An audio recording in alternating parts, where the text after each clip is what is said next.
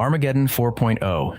In the ever-changing lore of Warhammer 40k, several ticking clock events have been teased for years. These are the major narrative shifts that fans are currently obsessing over, starting with the recent launch setting for the 11th edition. This was announced at the Adepticon 2026 and will drop in June. The campaign book Armageddon, The Return of Yarrick, sets up everything that leads into the new starter box. Everyone thought Commissar Sebastian Yarrick, the absolute legend of Armageddon, was dead and gone. But then, a frantic distress call cut through the silence before the radio went completely dark. The Imperium launched Operation Imperator, sending a wave of Space Marines with the Blood Angels leading the charge to find out if Yarrick is still alive. While the humans are still searching for answers, Armageddon is already catching fire. Wazdaka Gutsmech has landed and he's brought a Speedwa, which is basically a never-ending parade of orc bikers and war machines screaming toward the hive cities. To try and stop the bleeding, new faces are stepping into the meat grinder. You've got leaders like Commissar Thenia Graves and Inquisitor Croyle trying to hold the line, and the humans are even rolling out fresh tech to keep up with those fast orc bikers. They're bringing in things like the Centaur strike vehicle and the Hippogriff, which is a heavy-hitting tank built specifically for high-speed desert warfare. What comes next is the question fans are watching closely. Gozkol hasn't even shown his face yet, and nobody knows if that message from Yarrick was a trap or the real deal. Looking at Armageddon's history, this place has drawn in orcs and chaos for 50,000 years. Nobody is betting on this staying a simple orc war for long. Something much bigger and much worse is probably about to crash the party.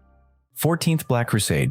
We all know Abaddon the Despoiler, the guy who's launched 13 Black Crusades and basically cracked the Great Rift open. For decades, he's been the biggest threat in the universe, but right now, fans speculate he's doing something even scarier than starting another war. He's gone shopping for a better weapon for the most awaited 14th Black Crusade. Abaddon has teamed up with a tech demon named Vashtor the Archifane, who's trying to promote himself to become the 5th Chaos God. Together, they've built this insane device called the Key using ancient artifacts. Their goal is to hack into the Eldar webway and find a hidden vault called the Lock. Inside that vault is a piece of technology from the old ones, the guys who basically built the galaxy. This weapon is so terrifying that even the legendary races of the past were too scared to use it. Vashtor thinks it'll make him a god, and Abaddon thinks it's exactly what he needs to finally finish the job Horus started 10,000 years ago. But getting this close to the prize cost them a lot. Vashtor actually turned the ruins of the Dark Angel's homeworld into a giant mechanical superweapon called Wormwood. During a massive showdown at the Battle of Idolatros, the Lion himself showed up and trashed the place, even taking down Angron in the process. Vashtor lost his flagship, but he managed to activate the key anyway.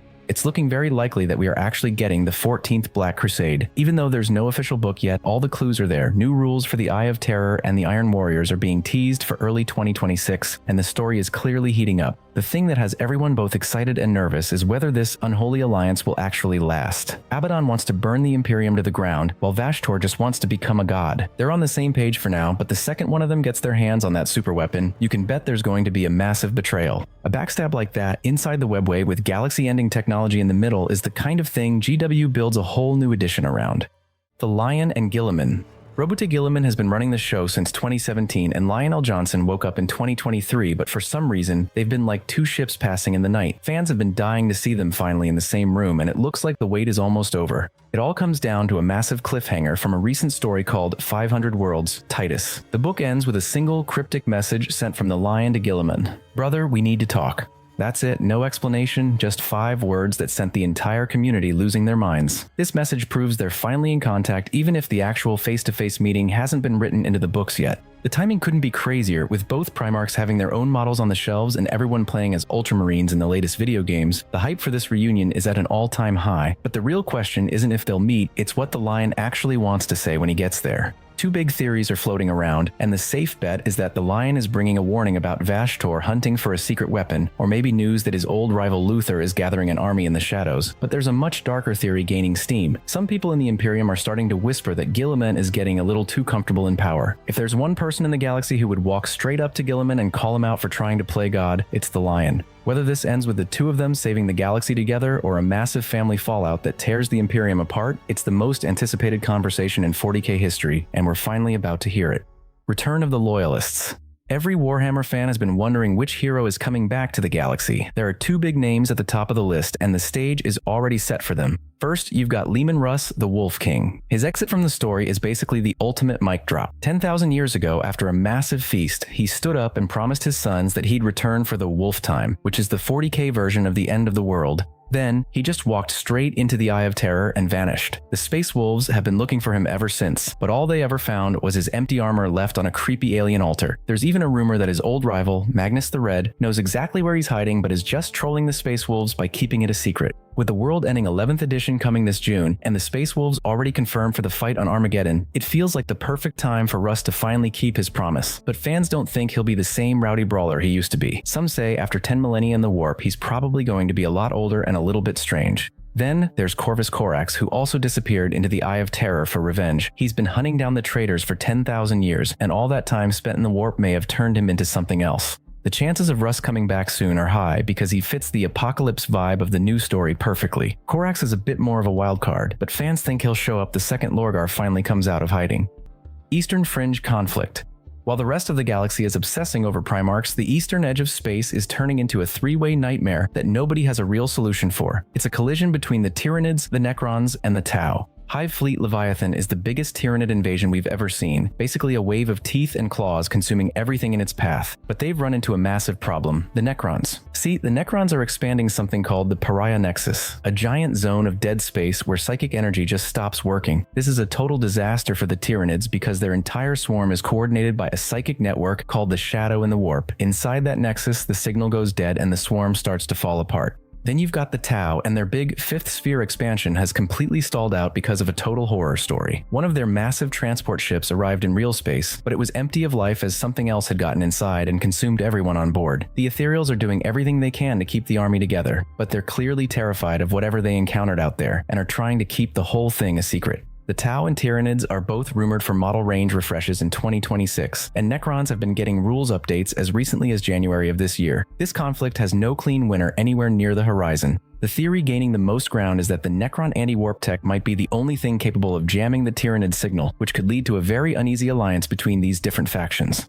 Beneath all of this tension is the growing idea that the hive mind is evolving in a way we have never seen before. By consuming legendary heroes and powerful psychers, the hive mind is accumulating the biomass needed to create its own physical avatar.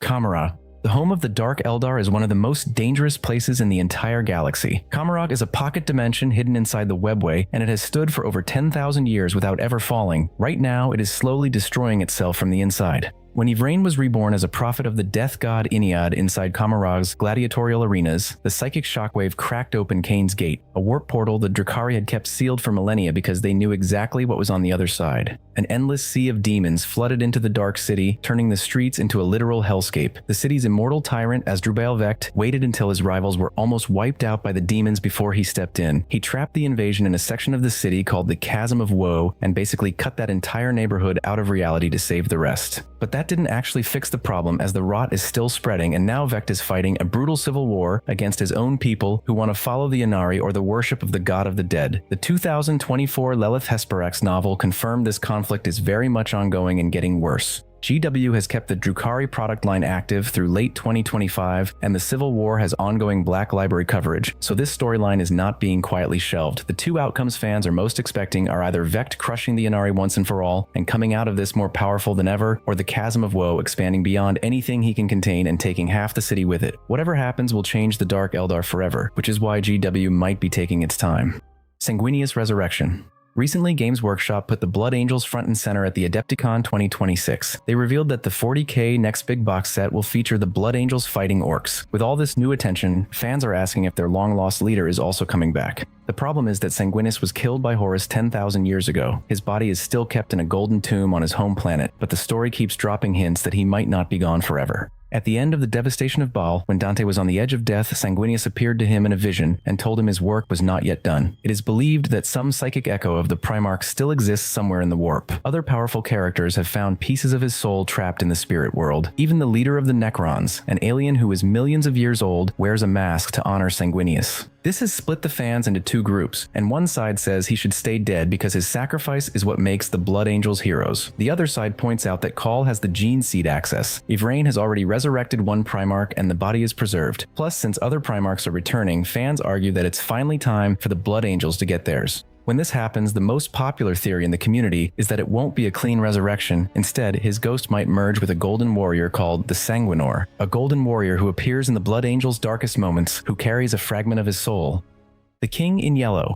Most of the events here are waiting on GW to make a product decision. This one is waiting on a single author to release a book. The King in Yellow is one of the most powerful figures in current 40k lore, and also one of the least talked about outside dedicated fan circles. He operates from a pocket dimension called the City of Dust, hidden inside the Warp. He commands winged Astartes, an army of clone gnolls hosting demons, and a golden warfleet. 6 traitor legions and 5 Eldari craft worlds are actively fighting against him because what he actually wants is more dangerous than anything Chaos has ever attempted. He is hunting the Emperor's true name. In the ancient language called Enuncia, names have absolute power over the things they describe. Speak the true name of something and you command it, completely and without exception. Speak the Emperor's true name and you command the Emperor himself. The ultimate twist came in the novel Penitent, where it was revealed that this king is almost certainly Constantine Valdor. He was the first Captain General of the Adeptus Custodes and the Emperor's most loyal companion during the Horus Heresy. After the war, he vanished, leaving behind only a whisper. Only in death. Fans have been waiting years for the final book in this trilogy, titled Pandemonium. As of April 2026, the book is still officially on hold, with rumors suggesting it is being timed to align with massive shifts in the 40k tabletop narrative.